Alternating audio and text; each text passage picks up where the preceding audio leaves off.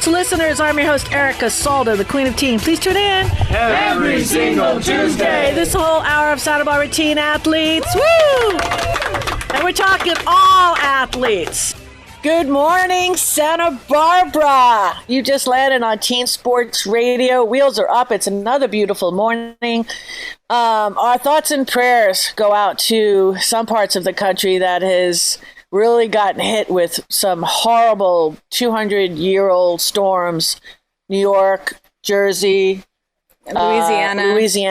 It's horrible. Tennessee. So, it's hard to wrap your brain around that when you're living in such luxury. But in Santa Barbara. Yeah, Dominique and I have actually taken time every day and just a moment of silence just to pray for those who haven't had any electricity. These power grids are out. Probably not going to get any electricity for months. And I know there's a lot of rescue relief services out there for you if you want to throw in a couple of bucks.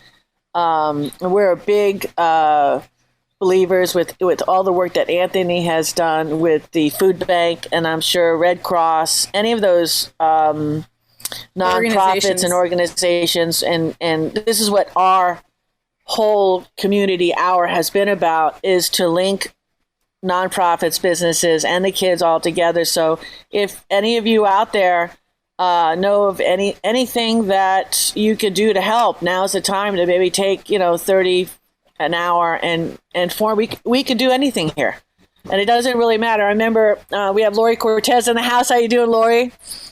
And there's always, my kids went to St. Raphael's and then Bishop, and I know high schools and all elementary schools do this. When you have somebody like a Lori Cortez as a teacher, always thinking about how you can raise money, whether it's for kids in Kosovo or Africa or whatever. We always, the teachers, my whole life, I've always been touched by that, has found something that needed resources. So it's like bringing old shoes, bringing all these kinds of things, and then logistically you could just figure out ways to get it there, because they're going to need all of that. And I was looking at our closet, and it's time to clean house this weekend. Clean house and donate. Yeah, definitely. Lori. And the high schools have some great organizations too that really deal directly with areas that have natural disasters. Direct Relief is one of them. Yes. That, a lot of my students are involved in all over the country, actually. And so they have a lot of different chapters, and it's just a great way to get involved and help people while you're doing that. So it's a win-win. It's a win-win for the students that get involved because it shows community involvement, and it's so much of a win for the areas that really need the assistance. Yeah, you feel good. It's just like every single day we really make it more of like a mantra. It's like, what can we do for somebody today? So it just either it's a phone call that you haven't talked to somebody, and that they're having a hard time right now because they're caring for their parents during COVID because they're way up in years. Right. Just to take that time and make that phone call and say, hey, I'm thinking about you. How you doing? That kind of thing. So, anyways, Don Sanders had something to say. It was a beautiful day in the neighborhood yesterday in Santa Barbara, and I had a chance to come up. I know there's the adage, it's better to give than to receive, but I was able to receive from some wonderful body work from my certified rolfer friend, Zachary Frank, there in the Paseo Shopping Center in the Tower. And then I was able to connect with my daughter on her day off. And she took me to a wonderful Indian place on the very European walkable street, State Street there. And then she surprised me. She whipped out some paper and watercolors and brushes and said, let's paint. Oh, that's beautiful. It was quite wonderful to get creatively absorbed at the table with her and hang out. Nice. Oh, that's so beautiful. Super nice. So beautiful. Nice. What do we got in here? We got Dr. Amy Salzman's in the house. How you doing? Dr. Amy, we've been talking about how connecting the kids with the horrible weather that is blowing through our country right now, and connecting to the needs of all the communities that are without power and electricity and have extreme flooding. So we've been discussing how teens can join up with nonprofits and do something that makes it... And all the mental and emotional support that's needed. And that's right up your alley. And we could talk about mental and emotional weather if you want. That's perfect. That's awesome. Christine Marie, how you doing today? Oh, unmute. There you go. I'm good. I've been really focusing on my internal weather, we'll have to say, and really connecting in, taking really early morning beach walks and connecting in with that peace that I can hold inside me, hoping that peace will actually, help with the world's peace. That's mine. Nice. That's a beautiful thing. Yeah, we all, we shifting and we're changing, and it's just that kind of last couple of years. I don't know how long it's going to last, but it is definitely like a bouncing ball. Let's do this. We've got a big show today. We got Lori Cortez going to be coming up right after these messages.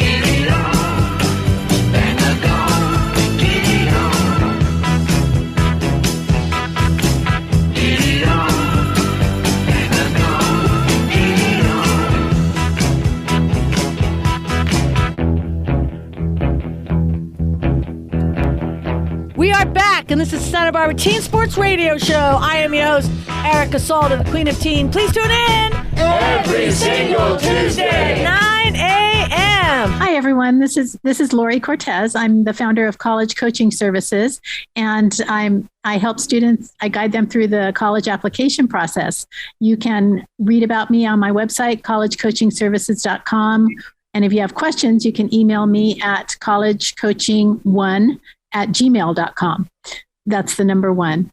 I wanted to talk a little bit today. We began the show by talking about, the different areas around our country and around the world that are suffering so much. And Erica and Dominique brought up some great points about ways for people to get involved and stay connected. And my high school students are looking, always looking for ways to build their resume and get involved and help people out. And there's some great organizations out there that I would advise students to look into, because as I mentioned before, it really is a win-win situation when you get involved with your community or the global community. It really benefits students as far as building their resumes and ultimately submitting strong applications. And it also definitely benefits those that need it in our global community. So I mentioned Direct Relief. That is a great organization. The Red Cross has wonderful programs to become involved with. There are many national organizations that you can just Google national community service organizations. And also students, it's never too difficult to start up your own organization. So if you see a need in a community and it's not being met, you can start very small. You can just start with 1 or 2 of your friends, and you can start by identifying something, an area in your community that needs help. For instance, I know in the Santa Barbara community, there's I'm missing the exact name of it, but it helps the homeless population. And it's a sock drive that many students become involved in. And it basically donates new socks to some people in the homeless community to benefit them. So it's things like this. It's one small act of kindness can really grow and can really benefit other people. So that's kind of my soapbox mantra for the day. But I wanted to let you know that if you are, whether you're a freshman, sophomore, junior, or senior, building that resume is really important. And volunteer work is one way of doing it. So seek out, initiate, research, find a way to get involved, either with your local community or your global community. So that being said, many seniors are in the throes of their college applications right now and busily writing all of those fun college application essays, also making sure that they're still building their resume, still earning strong grades. So it's quite a busy time. For seniors, I just caution you, stay on top of your deadlines. Make sure that you're completing your essays well ahead of the application deadlines. You're completing the application sections well ahead so that you can submit well ahead of the deadlines. Make sure to review. So write your essays. have your parents review them. They know you best. They can provide great feedback. Revise them. Have other people review them and help you with, grammar and editing. And then same thing on the applications. Make sure you're writing in, the activity descriptions, things like that in full sentences. I have seen people write in text message form. That's not okay. For applications. Yes, it's true. Not okay for applications. So still, correct grammar is very important. Juniors, I know, you're back in school now. So it's kind of an exciting, yet a little bit stressful time because you're getting used to, again, a different type of learning environment. Keep doing what hopefully you were doing during COVID. Earning strong grades, building your resumes, seeking out ways to become involved. Start thinking about, your intended major and start researching possibilities to get some experience in that major, possible internships or shadowing people that that are in those career fields. Can I ask you a quick question about that? If you don't know what major to pick, but you just pick something, do you try to allay students' fears that they can either change the major or take a minor or something later on? How do you speak to that? Yeah, that's a great question, Dominique. So there's a statistic out there that says that about 85% of college freshmen actually do change their major. So my advice for my students, if they're not sure what they want to major in, I always advise applying into maybe a less impacted major. Certain majors are generally impacted at the universities, the STEM majors, and business also. Those are impacted majors. And if a student isn't sure, they should open up, possibility of getting acceptance and then deciding what they want to do, and then hopefully, choosing their major, maybe sophomore year of college. Some schools don't allow you to transfer majors, so you have to research the university specifically and be careful of that. But some schools are much more strict on transferring into, especially the impacted majors. Private schools are generally more easygoing about that than the public universities. That's a really good question. Yeah, well, and it is tough, to find out who expects an 18-year-old to know what they want to do for the rest of their life. So it's rare that students really. Sometimes I do have students come to me and say, I want to be an engineer. That's it. I've wanted to be an engineer all my life. I don't want to do anything else. Well, if that's the case, then you have a lot of work to do because you definitely want to get some type of an internship and to make sure that you're taking classes in that area and things like that. So, yeah. Dr. Amy, you have a question. You're on mute. Unmute. Thank you. You're welcome. A couple things. Since Anthony's not here, I wanted to give a pitch for people volunteering for his organization and also the Red Cross, both of which I volunteered for. And they, not only will you be helping others prepare for emergencies, but you'll be helping prepare yourself for emergencies at the same time. And I think I should always follow Lori and be able to say right now, notice whether you're a parent, a student, a grandparent, a friend, notice your internal weather, take a deep breath, allow the thoughts and the feelings that come up when you hear Lori start talking about college applications, and just keep breathing. Or what I would suggest is just hire Lori, like I did for both of my sons, and go on vacation. Because you don't need to do anything except turn over a credit card occasionally, for a few incidentals. And then the answer always, the response for the 7 years that I had the blessings of having her in my life on that, the whole college process, because I was John, my youngest, was her youngest, summer of 8th grade, because he's a handful. Okay, so I got to say, that's a Miss Cortez question is what I said, Miss Cortez, because we were very formal. So Mrs. Cortez will tell you everything that you need to know when you're on a need-to-know basis. The nice thing is when you check your internal weather and you breathe and relax, you get promptings when we need additional help. Yeah. And your body and your mind goes, gosh, I don't have all the answers, and I would feel a lot better if I had a college coach.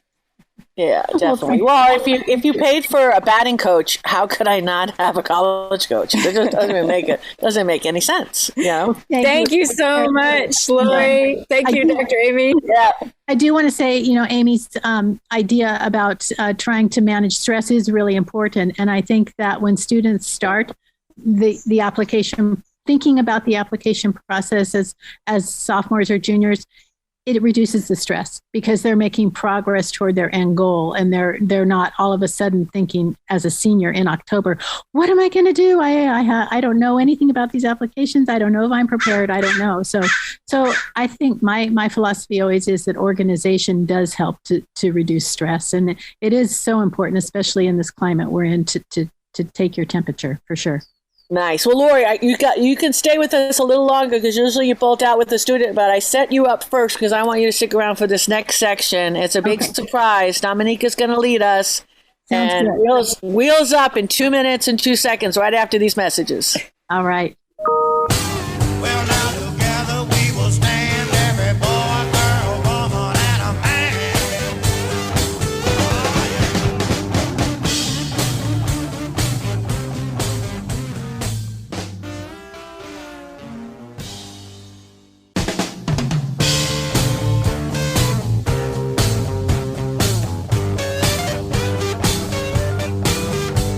Together we'll stand, divided we'll fall. Come on now, people, let's get on the ball and work together. Come on, let's work together.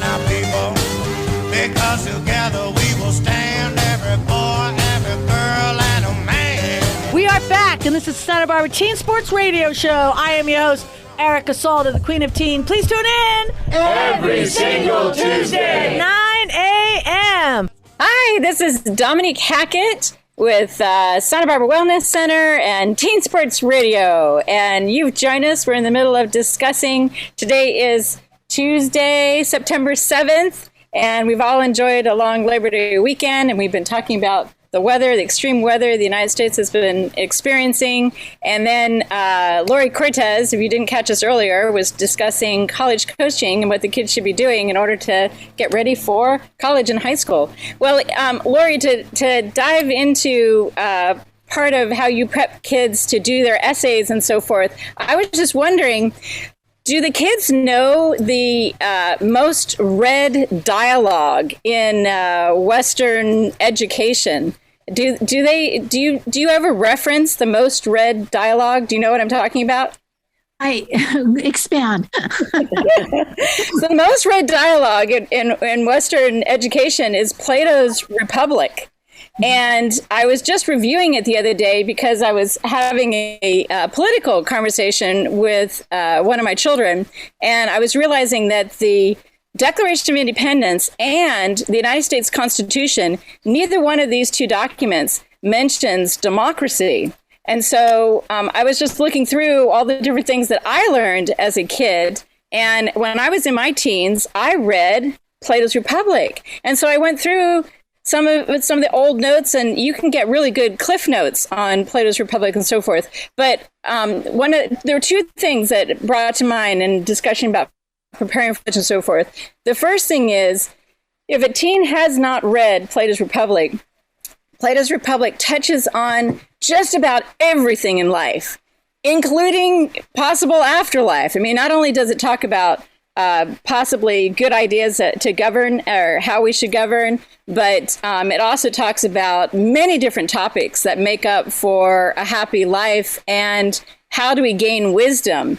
And I was just thinking that if someone didn't have any ideas for writing an essay, they may want to dive into rereading Plato's Republic and get some really excellent ideas about what to expound on. The other thing that I found interesting in talking about our mental health and weather and so forth, Plato's Republic has a whole lot to do with two basic questions. One is, what is justice? And how does justice apply to communities and also to the individual? And I was thinking, Dr. Amy, sometimes when I'm doing a check-in on my own mental health, there are times where I feel a lack of justice, and that's what's making me uncomfortable and increasing my anxiety. So I just thought, as a group, maybe we could talk a little bit about anyone's experience in reading Plato's Republic, and then also some of the various ideas that are contained in it. Okay, so what I'm going to do, I'm going to be honest, complete transparency. I might have crushed those Cliff Notes, okay, but I just don't have a memory. Let's just say that, of the whole Plato. But I guess what I did, I ordered it on Amazon, the Audible. So in a few weeks, we're going to retouch again on this, and we might have this ongoing Plato's Republic theme. We'll see how long, as soon as I get caught up. But I'm looking around the room. I know Dr. D has something to say. Dr. Amy has something to say. So we'll go with Dr. Amy first. Okay, well, the first thing I want to say is I actually wrote my college essay on, the question was, who would you, if you could talk to anyone in history, who would you talk to, who would you choose to have a conversation with? And mine was Socrates. Yay! So, and that college essay was apparently successful. And I also forget my Plato and my Socrates. However, I have been looking a lot at anger, healthy anger, forgiveness, justice, and accountability, and how all of those are intertwined.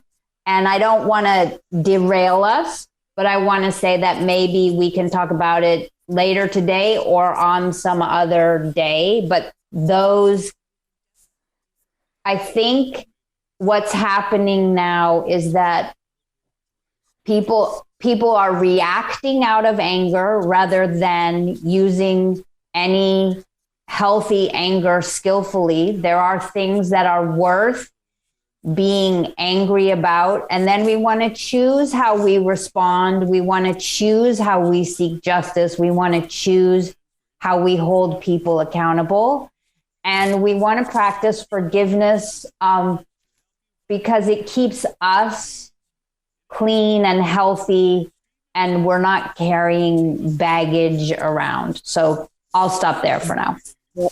It restores harmony when we practice forgiveness. It restores harmony, which is what leads to a happy life. It's so interesting to me that many of Socrates, the conversations that Plato wrote down in regards to Socrates' conversations, had to do with happiness. Dr. D, you were going to say something? Well, first of all, I just want to correct all of you. It's Socrates, okay? That's first of all. That is a dated reference to Bill and Ted's Excellent Adventure. This is one of the things that kind of came to me this afternoon or this morning. And it was in a conversation I had with someone, and I said that this particular individual that we were talking about, I said, he is very rarely one to make decisions of a snap fashion, a knee-jerk reaction. Usually he waits. And with what you said, Dominique, about the Constitution, I'm sure in the preamble is the same thing, and so forth, it's like, wait a minute, what do you mean there's no reference of democracy in our founding documents? Then what in the world has happened? You know, where have we, and this is the next question I've got is, where have we gone astray if in fact that is the case? And so forth. So I think that it's really interesting that we've all jumped. We have all, and when I say all, I'm talking Americans going back to even the 1800s and the 1700s. I don't know when this became a democracy, but it's like, well, wait a minute. Where's your source information? Because it ain't in the Constitution. But this is one of the problems we are actually a republic. Yeah, you're correct. Yeah. We are a republic. We're not a democracy, but we work with the ideas of democracy. And I'm sure there are other co-hosts that can add in. I believe in a lot of current forms of government, we have shifted to parliaments. And so essentially we have Congress. And the idea is if we can elect an enlightened and wise leader, that enlightened and wise leader will lead a parliament or a Congress in the right direction. And so that's kind of, I believe, the experience of democracy that we're hoping is working well, not only for the United States, but all around the world. Maybe some others can add in. And what I'm trying to do is connect teens to the importance of reading some of these more ancient documents, because they can Plato's Republic contains a thought experiment. So Socrates is taking people through an imaginary city and imagining different ways of governing that city and how justice is felt by the individuals and by the community. And this is part of why reading these old dusty manuscripts is so important for these thought experiments. Yeah. Richard, you have something, Richard Ellsworth, you have something you want to add? You look like you're enlightened right now. Like, what can I say? It's nothing to do with nutrition. I don't know. Have you ever read it? I have never read it. For whatever reason, it was not something that came around in school. I became very close to taking a classics class in college, in which case I would have had to read it. I think I've read maybe one or two sentences that I've had to translate from Latin at one point or another. But the whole concept of justice, what pops out at me, because my mind is always zeroed in on nutrition and health and all of that. We often, I think, get this feeling that things are out of our control, or that things are not just, or that justice is not being served. And that can relate to a larger picture, as a country or as a world, but it can also relate to ourselves in our own lives on a smaller scale, where someone is treating us in a way where that we don't feel is just. And sometimes, typically more often than not, that can lead to the emotion of anger. And there's actually an amazing homeopathic remedy that calls for this. It's awesome. I know, right? Of course there is. It's called Staphysagria. And Staphysagria is the Latin name for a plant called blue delphinium. And blue delphinium is a toxin, right? So if you were to consume that flower, you would then feel these emotions. But in the homeopathic form, it helps to work out these emotions. And it helps you to work them out in your sleep. So you take the homeopathic remedy, and then you dream about scenes where you feel out of control, where things are not just. And it's pretty challenging. And you wake up sometimes feeling a little bit put off. But then usually within, 5-10 minutes, it dissolves, and you go through the day feeling just kind of satisfied and blissed out because you got rid of all of that baggage.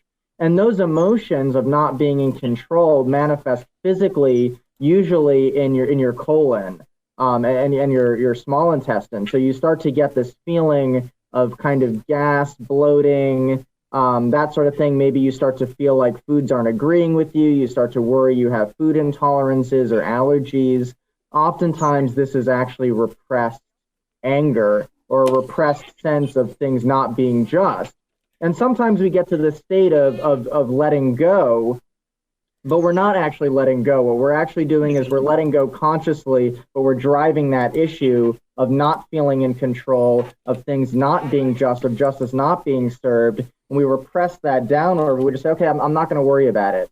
But then we don't get to process that through. We store that energy inside of us, hits our intestines. They react. We get the gas, we get the bloating. But the homeopathic remedy, the Staphysagria, helps to just work that right out. So I'm sorry, I didn't mean to totally change directions there. I love it. I was whispering to Dominique, this is so cool. I love that. Well, and maybe Dr. Amy, maybe you could speak to, and Christine too, speak to where you feel out of control. What are the first steps that you tell teens when they're dealing with that emotion of feeling out of control? Let's go, Dr. Amy. Do you say Christine first? Yeah. Dr. Amy first, and then Christine. And then Lori, I want you to finish out the segment because I know you got to go. All right, go ahead, Christine. Or Dr. Amy. Dr. Amy. Dr. Amy, I'm sorry. So the first thing is I want to be careful not to perpetuate the myth that we're always going to feel in control. So the first thing is noticing kindly that you feel out of control, checking in with yourself, taking a deep breath or as many deep breaths as you need, maybe doing a feelings practice like we've done before, and allowing space for the wave, and we can talk about this some other time, but the wave of the emotion to pass. We can't force the feeling to pass. And sometimes the harder we try to get control, the more agitated we get. So it's like, and then one other thing, and I think we've done this before, but just a moment of self-compassion, putting your hand on your chest, acknowledging this is a difficult moment. I feel out of control. I feel angry. I feel scared. And I'm going to offer myself kindness and compassion.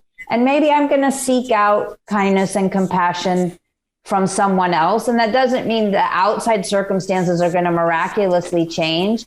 But when we slow down and do these steps, then we are much more likely to be able to respond to the situation skillfully. And that actually restores our sense of control. Because when we act out of all these crazy emotions, we often make things more out of control, not less. That's so beautiful. Christine. So I just wanted to start out, hopefully it's okay with everybody. This is Christine Marie with a view from the deck. Is that I have never read Plato's Republic, or don't know if I can even reference it. So I just Googled it, and it said, what's the main point of Plato's Republic? And the answer is Plato's strategy in the Republic is to first explicate the primary notion of societal or political justice, and then to derive an analogous concept of individual justice. Plato identifies political justice as harmony in a structured political body. That's in books 2, 3, and 4. And so I just wanted to understand what we were talking about. Yeah, so I ordered it. Don't worry, you can borrow it. Plato's Republic came about. Well, actually, Lori can probably speak to this. It came about after war. It was the war between Athens and Sparta, and Sparta won. And go ahead, Lori. Do you ever work with your students on Plato's Republic? Not in the college form. I don't, but I do think that a lot of the symbolism and the lessons students can take out of this would be very important. And social justice is a main focus of students in our community, in our global community too.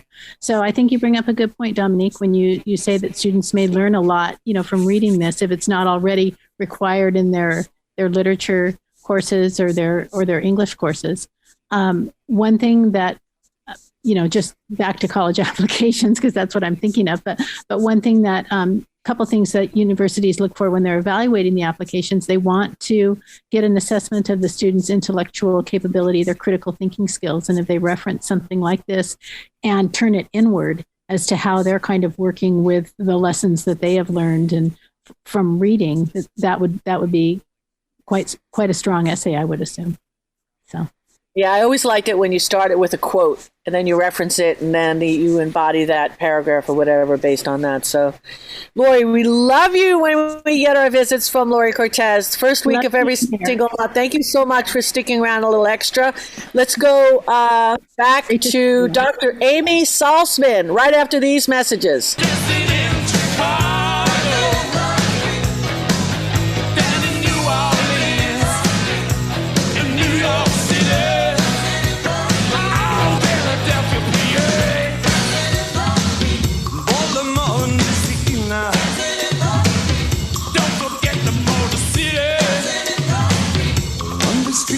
Brazil. Back in the USSR. Way down in LA. Every day, dancing in the street. Crossing China too. Me and you, dancing in the street.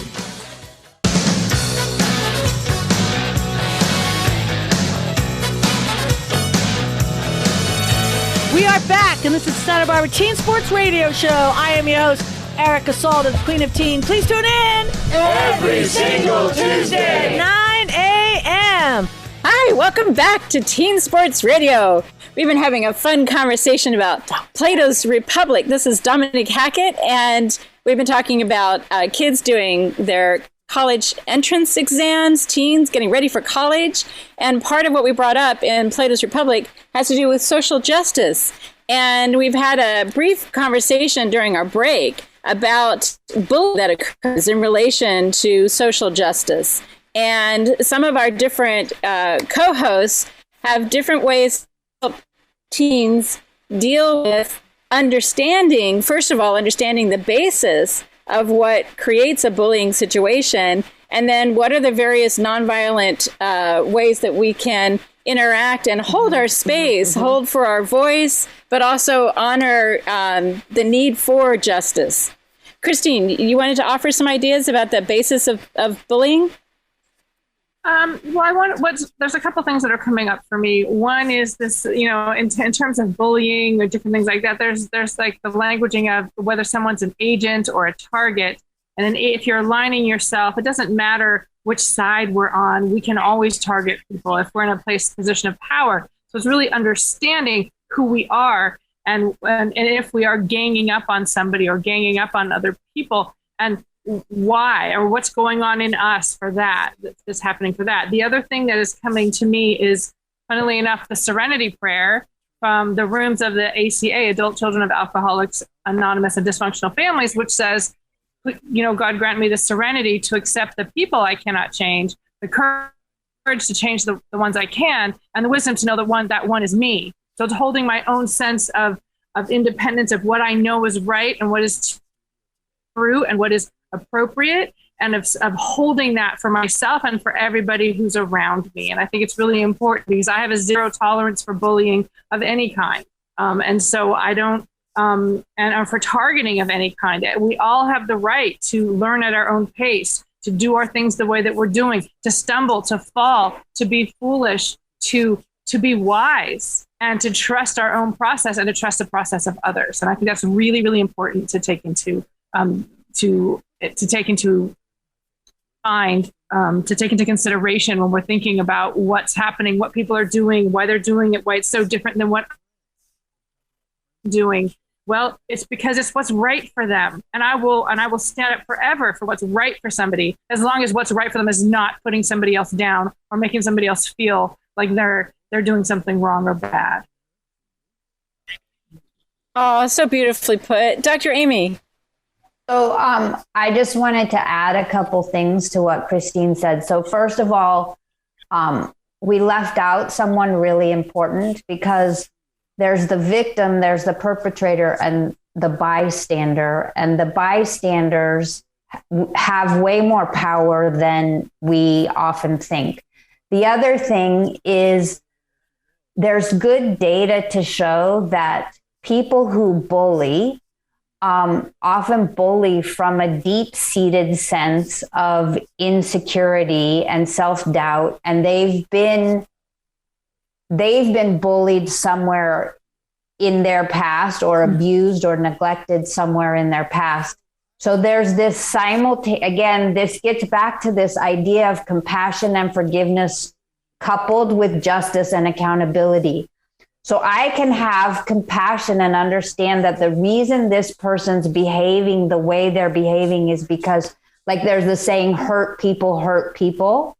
So I can understand that and have compassion for that and have forgiveness for that. And at the same time, stand for justice and accountability and say, this behavior is not okay. And we need to support you in doing your healing work so that you do not feel the need to get your sense of validation and approval and love from bullying someone else. Nicely said. Dawn Sanders.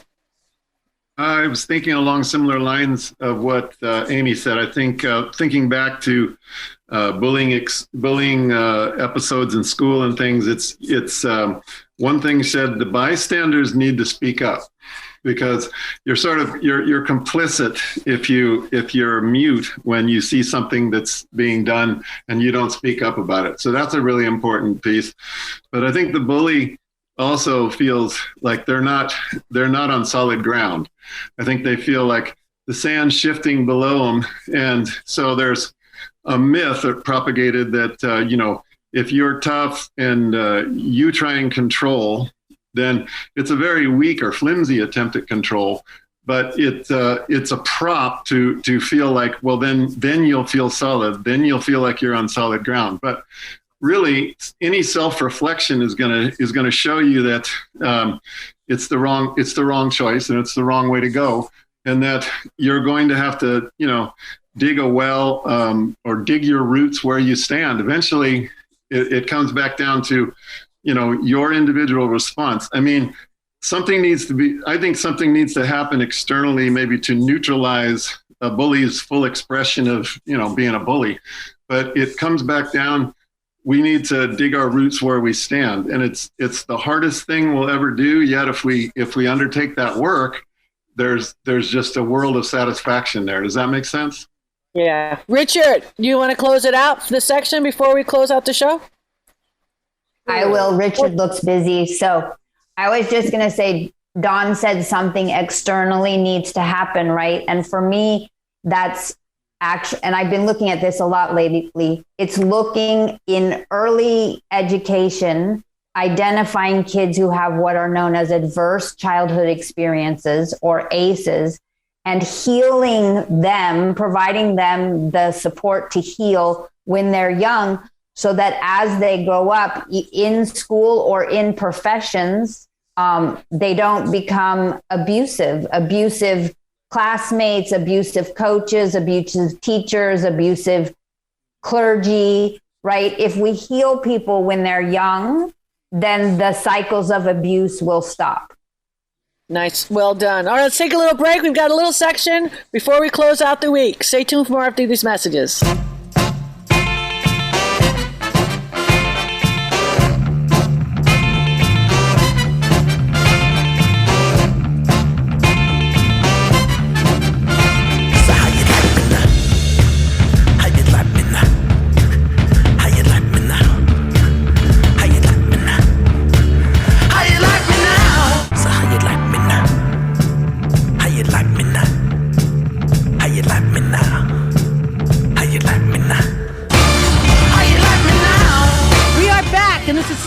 Teen Sports Radio Show. I am your host, Erica Salda, the Queen of Teen. Please tune in every single Tuesday, 9 a.m. Hi, this is Christine Marie with A View from the Deck, and we're talking about Plato and politics and social justice and bullying.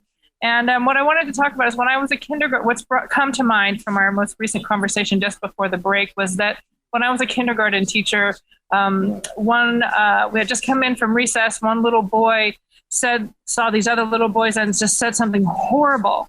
And everyone was just, and what I did immediately was I dropped to my knees and I put my hand on that little boy's heart. And I said, "Oh, sweetheart, your heart must be hurting for you to have said something so horrible. What's going on? Are you okay?"